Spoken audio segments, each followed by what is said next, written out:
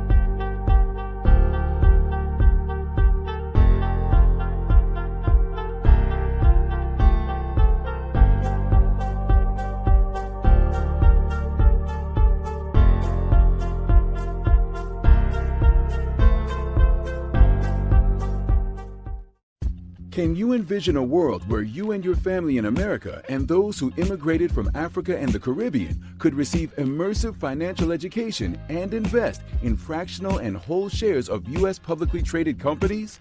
That time has come. Wakeza. Finally, from your mobile phone, you can start investing in building wealth. Wakeza. Just sign up for the Wakeza app and join the Wakeza community to receive ongoing adult and youth financial education from licensed advisors. Wakeza. You become a financially educated and protected investor.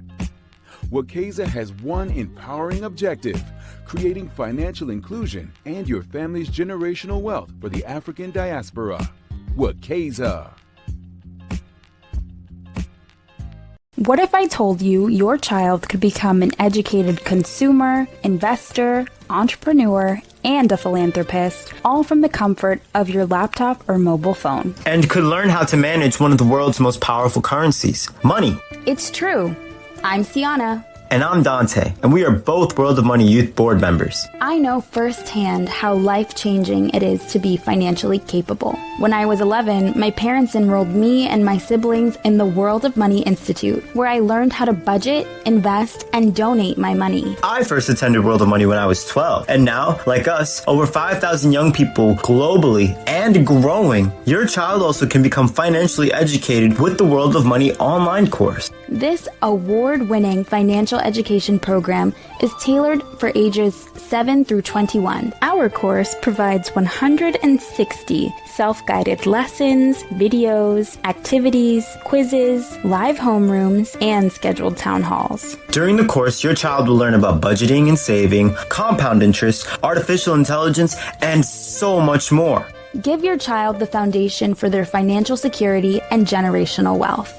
Register for the World of Money online course today. TheWorldOfMoney.org. Developing financially responsible adults, one child at a time. And good day wherever you are. I am Sabrina Lamb, the founder and CEO of Wakeza, which means save and invest in Swahili. And I also founded, when I wasn't snoring somewhere, the World of Money nonprofit, which is the leading provider of immersive financial education for children ages 7 to 21 here in the United States and 4 African countries. Here at Planet Wakeza, instead of, entertainment solely, culture solely, we're moving economic development, prosperity as front and center in terms of our cultural and building generational wealth, no matter where we are on the planet. So today, right now, we have the pleasure of joining us, Jon Laster.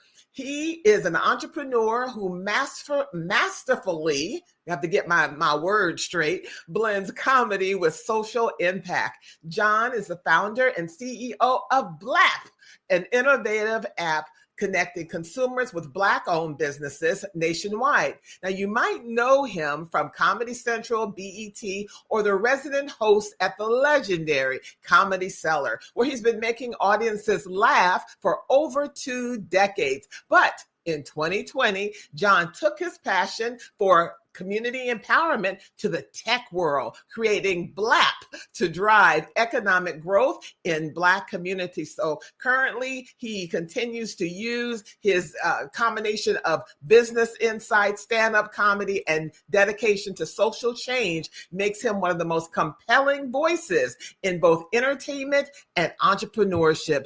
Jon, welcome to Planet Wakeza. You're on mute, darling.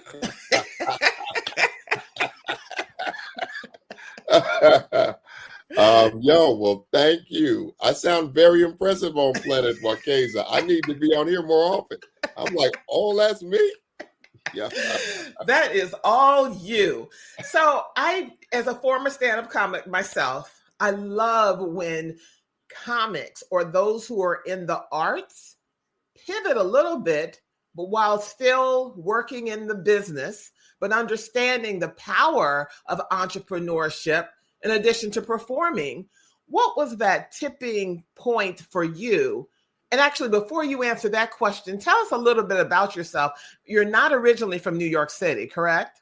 Correct. Yeah, I'm originally from East Village, Colorado. I'm from Denver. Okay. Yeah, so I in a former life I was a ball player, and then decided to get into comedy and move to my sister's couch here in New York City. As most comics do. Yeah. They all live on your sister's couch. Yes. Yeah.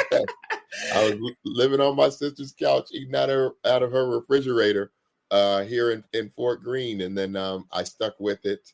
And now things are going pretty good. And then we were locked down, so we were locked out of the club. And that was the beginning of me deciding to try to find something that was going to be sustainable. You know what I mean? And lo and behold, I was, to be honest with you, Sabrina, I was actually thinking about letting it go when the doors opened back up at the comedy club. I was going to stop developing the app because I knew my time was going to dry up. I had never asked anybody for the kind of money that you need to raise to get an app like this off the ground. You know, it's tens, if not hundreds. I mean, for me, it's hundreds of thousands of dollars. And I just, you know, where I come from, you don't go asking nobody for $50,000. 20 maybe, but not 50, no. Right. and even, I mean, where I'm from, you ask somebody for 20 grand, it's probably for something you're going to flip, you know what I mean? Yes. Pretty quickly over the weekend. Yeah. So I wasn't comfortable doing that. But I don't know, in an instant, something told me to stick with it. And then lo and behold, here we are with this administration, and it could not be more timely. Yes. Okay, let's wind back a little bit. You're on your sister's couch. It's the middle of COVID and no one's going anywhere. Where did the origin for BLAPP come? Because you could have thought of some other idea, but what was your intuition telling you that I need to focus on this? You could have said, well, I'm going to sell socks out of my car. Why this, and why leveraging technology in order to scale? Well, we would have to scroll back a little bit further. When I thought of this, I was only on my sister's couch the first 6 months or so when I lived here. I'm not on my sister's couch no more. But sister, I see your sister behind you, but go ahead. if you do, she broke in here. No, but I think that if we scroll back a little bit more, so my major as I was leaving college was economics with an emphasis in poverty. So I've always been wildly fascinated with why other marginalized groups came to America. Their cars started off in the ditch, whether they were Asian or Italian or Jewish or whoever it was, all started off in, kind of where Black folks did. And then they were able to get their car out of the ditch and on the road. And in my studies, I found, obviously, because oftentimes people just use the word racism. Okay, yeah, we get that. But how does that play out? What does racism mean in practical terms? And it means redlining. It means when you go to the bank, you cannot get capital. It means that when, GIs came back, they couldn't move in certain areas. They didn't qualify for certain loans. And then you watch the compounding of that. It also means that, post integration, the places that we were spending money back in the day, everyone always talks about Tulsa, but there were, I don't even know, hundreds, if not thousands of Tulsas in America that got burned to the ground, not just because they were Black folks living there, but because the wealth had started accumulating. And you had these angry white folks saying, we got to scale that back.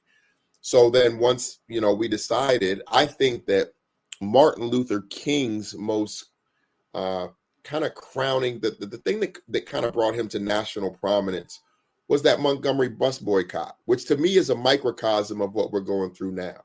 A lot of people don't know, if you don't know what the Montgomery bus boycott is, in a nutshell, Rosa gets on the bus, they say, you got to get off. People start boycotting, and we find our own way to work. Martin decided, after we had found our own way to work after 18 months, to get back on the bus, thinking that we would be integrated into society and eventually these people would just be like, hey, Black folks are part of the fabric of the country. That still hasn't panned out. So rather than get back on the bus, now that we had found another way to circulate our dollar, getting in the car and giving somebody whatever it was, $1 or something to help you get to work, or dollar bands like we have here in Brooklyn, we decided to get back on the bus, lowering the circulation rate of our dollar.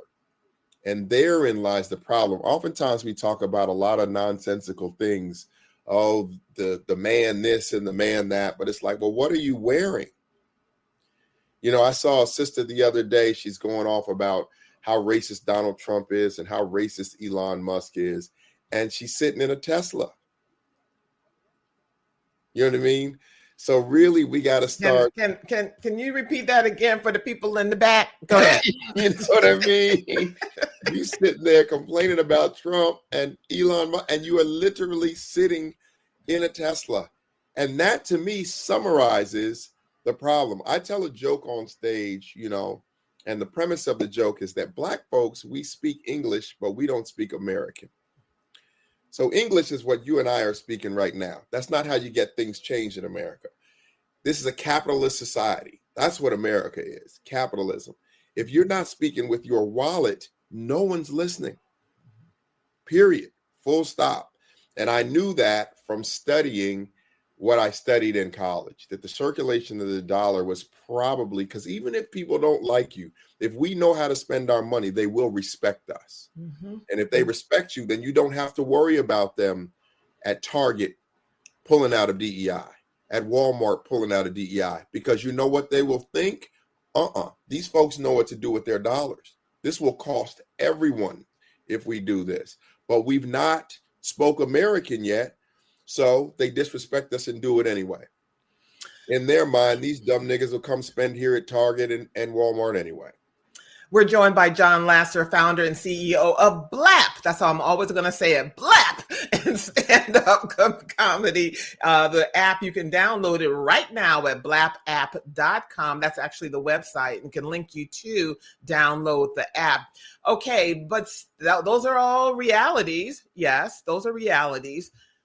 So, but you could still have that understanding, Jon, but still not take the steps to know how and where to secure the funds to develop the BLAPP app. And what is the mission behind the BLAPP app? First and foremost, the mission behind the BLAPP app is to use technology to close that gap on the circulation of the dollar, to increase the circulation of the dollar, which would have, theoretically had to have been done. We would have had to almost turn back time and we're all living in the same neighborhood.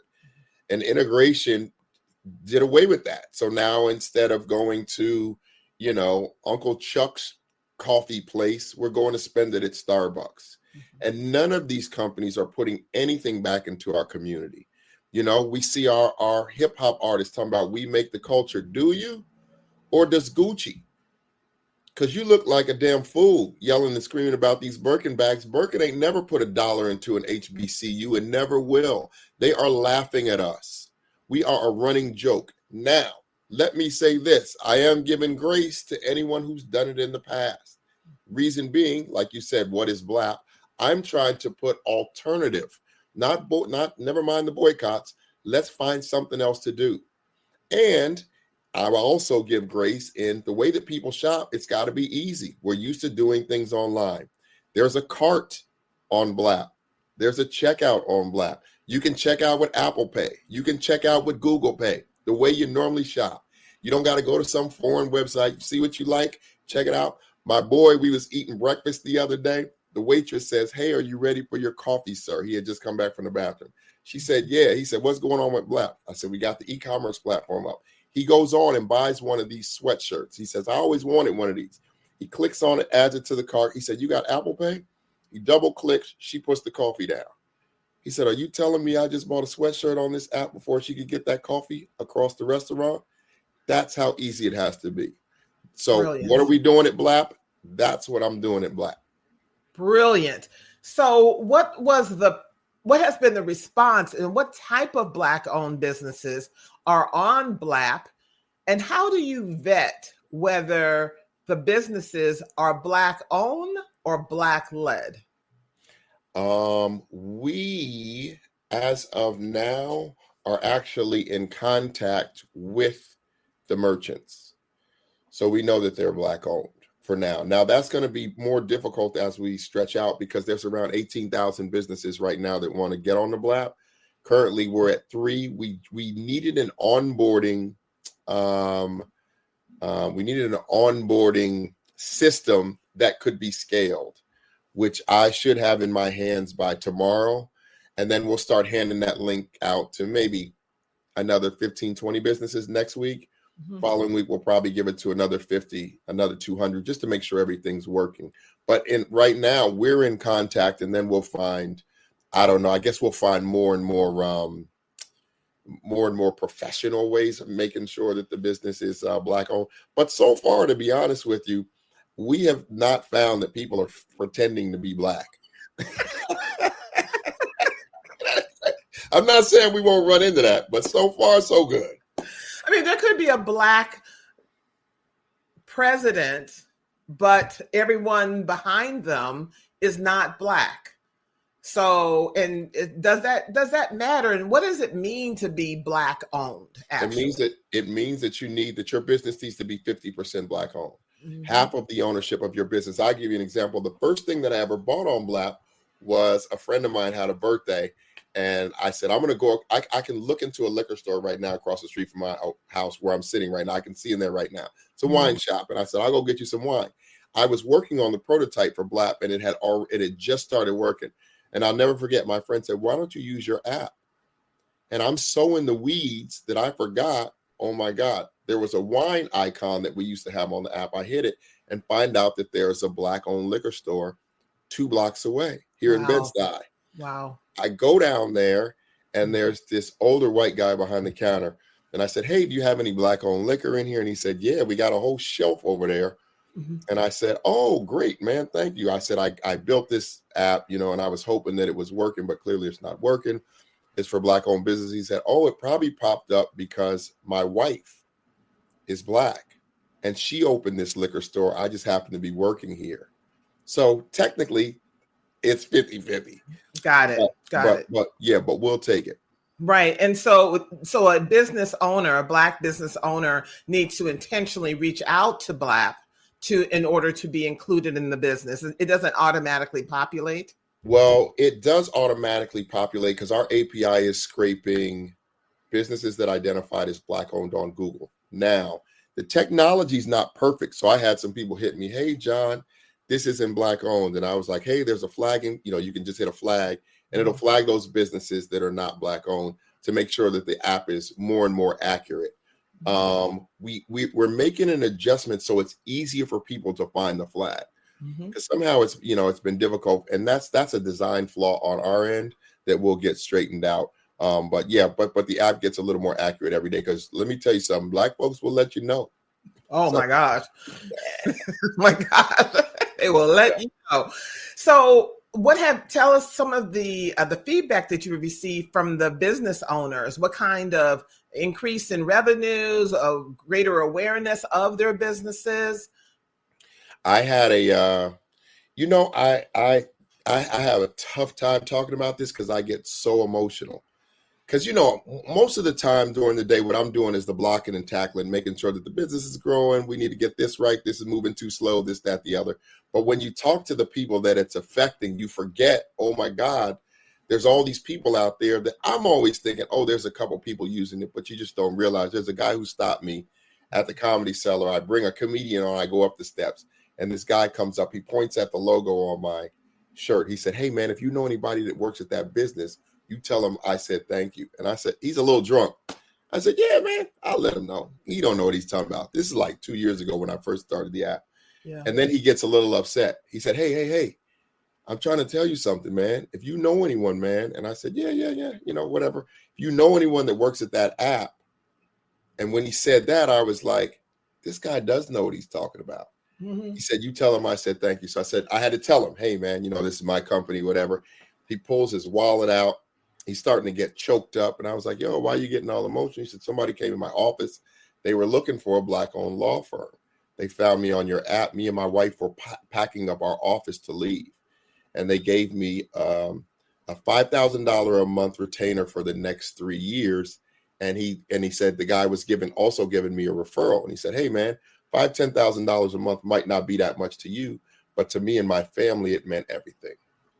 And me and the manager are sitting there getting choked up, and the manager's about to cry. I was like, bro, I got to host a show.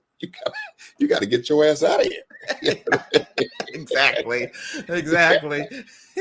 And what kind of, because sometimes when we're telling the stories as entrepreneurs, particularly in the tech space, it sounds easy peasy. I just had the idea and voila, the BLAPP app is everywhere. Yeah. Talk to us about the unexpected or expected challenges you did have, maybe you currently have, and the victories. Wow, I didn't even know it was going to be that easy. Share with us those type of experiences. I've been very fortunate in terms of people helping to spread the word about BLAPP. So the organic growth, by the grace of God, has been unbelievable. I was also, to be flagrantly honest with you, shocked by the support of young white women who are like, yo, let's do this. Yeah, we realize something's wrong. Also shocked by the staunch non-support of white men. You get into this venture capital and this money-raising space with these folks, it is far worse than anyone ever imagined.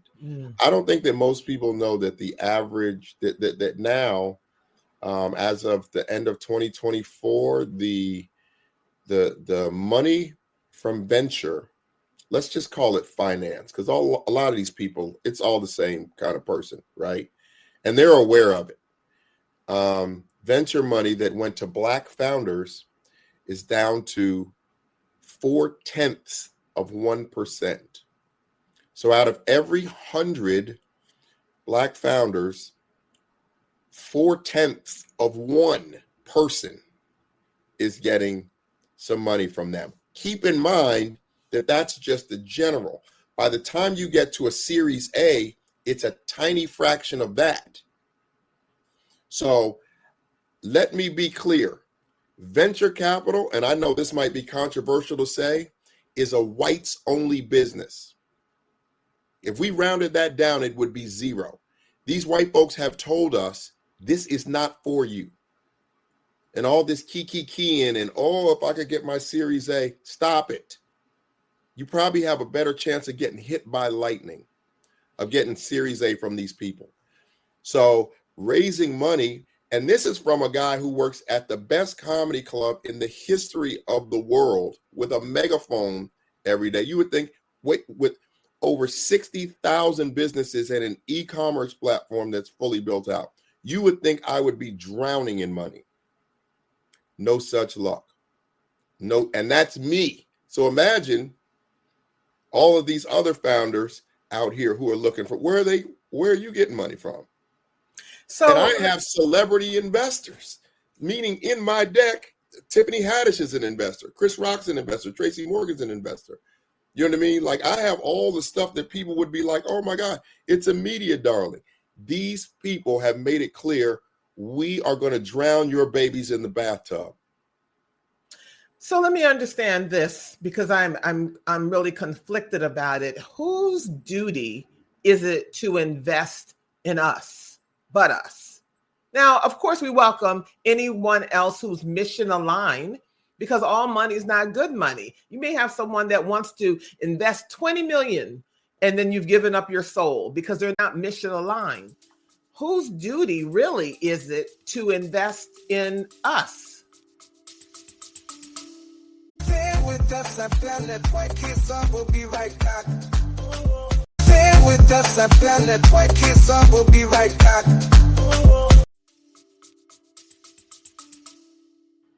I think certainly it is our duty. But with that being said, because normally I am quick to, I don't want to say point fingers, but to lay blame where it needs to be laid, whether that be us, whether that be someone else.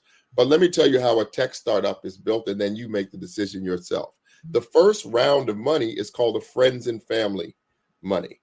So how many friends and families do we have with $25,000 checks compared to our white counterparts? So it's just an assumption that you can just call your dad or call your uncle. I got a friend who is building right now. To give you an example of how ridiculous this is, he comes to my comedy show the other day, white guy, right? And I said, what's going on? He said, man, I hired 8 full-time developers. And I said, man, that's awesome. That's a lot of money. He said, yeah, I mean, we're burning through some money, but I said, what are you working on? What is the app? He said, we're just figuring it out right now. That is the difference.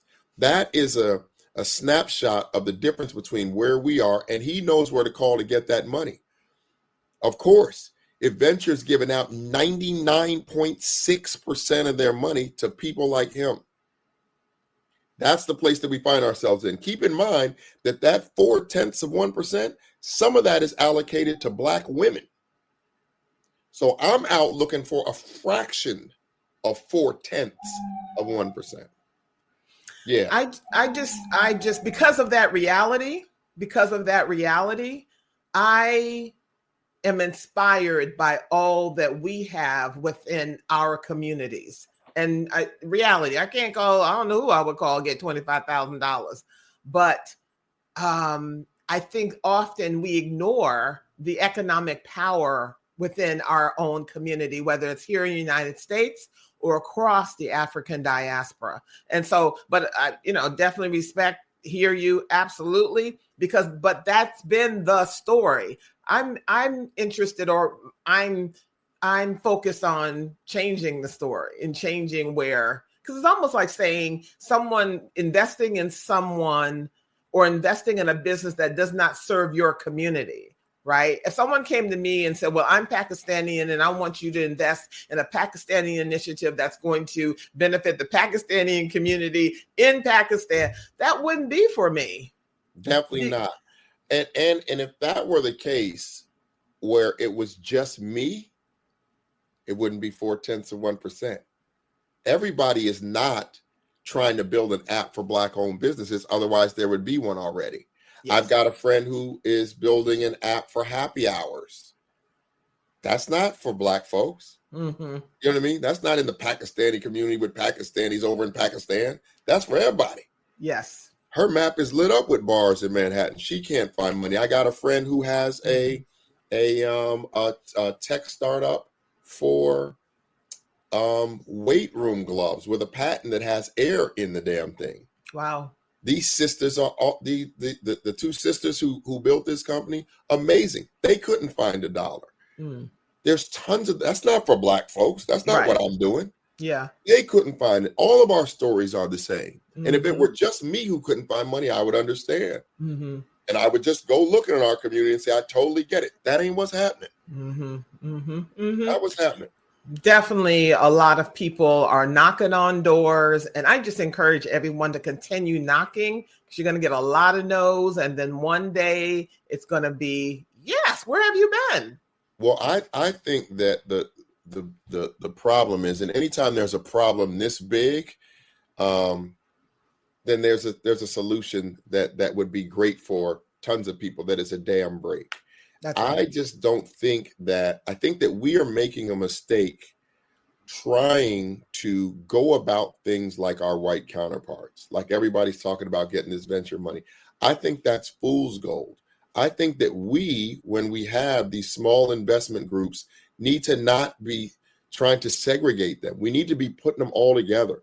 I was on a meeting the other day. There were like 30 investors. Some of them were ready to invest. Some of them didn't have that much money. But I don't think as Black folks, since we're so behind, you should be pitching to one investment group.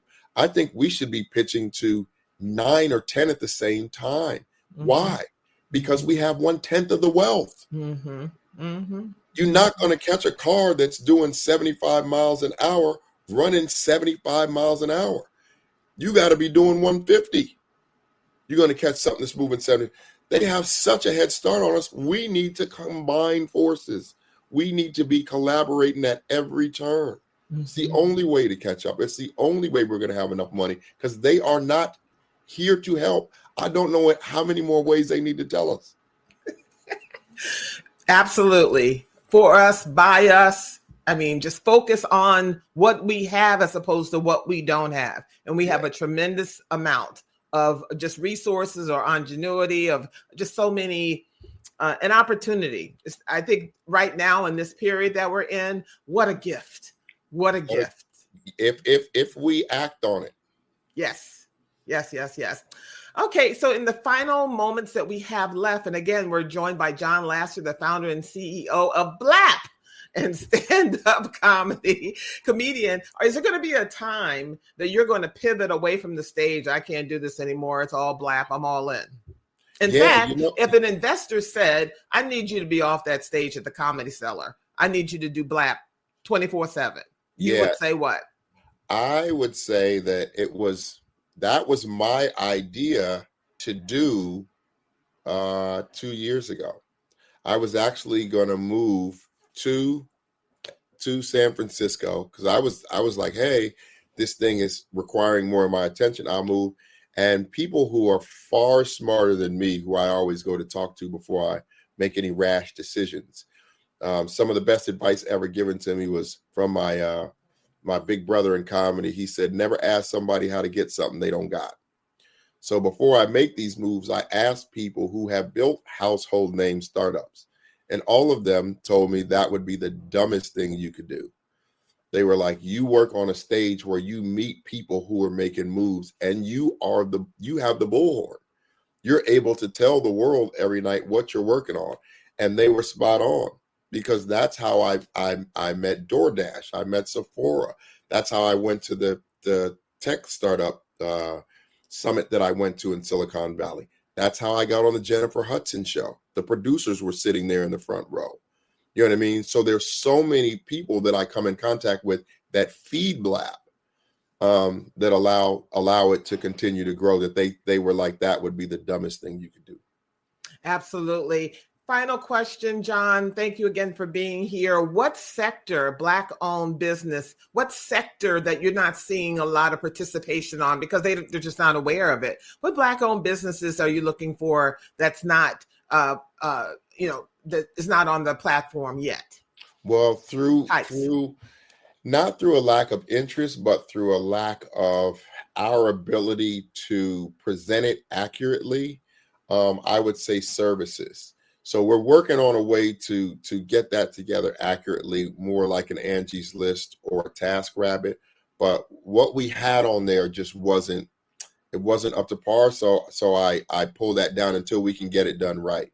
but I wouldn't say that it's any lack of interest. I was just I wasn't comfortable with leaving that up. So you mean, when you say services, you mean attorneys, accountants, hairstylists, those kind of services? We have hairstylists on there because they would fall into the brick and mortar.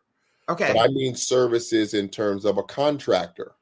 Okay. You know, people who are working out of their trucks, babysitters, realtors who don't necessarily have an office, because that requires me to know where you, the customer, are, and then I've got to connect you with someone.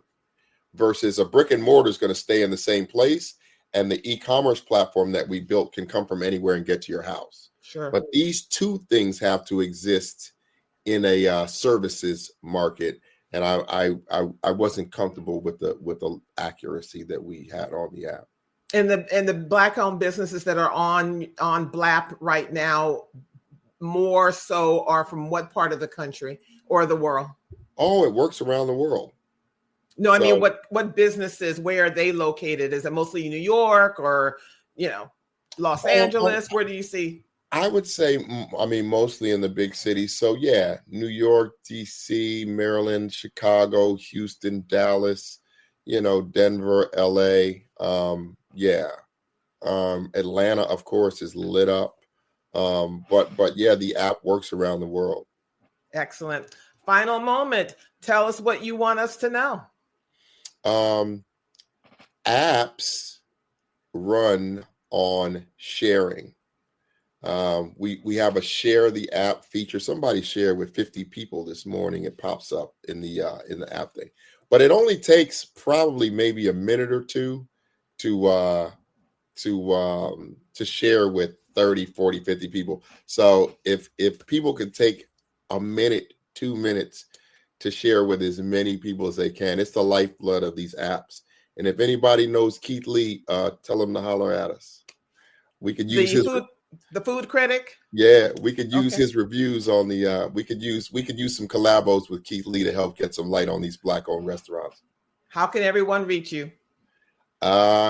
Please hit us at BLAPP the app online, or He Was Funny, either or. Got it. Jon Laster, thank you so much for joining us at Planet Waukesha. See you again soon.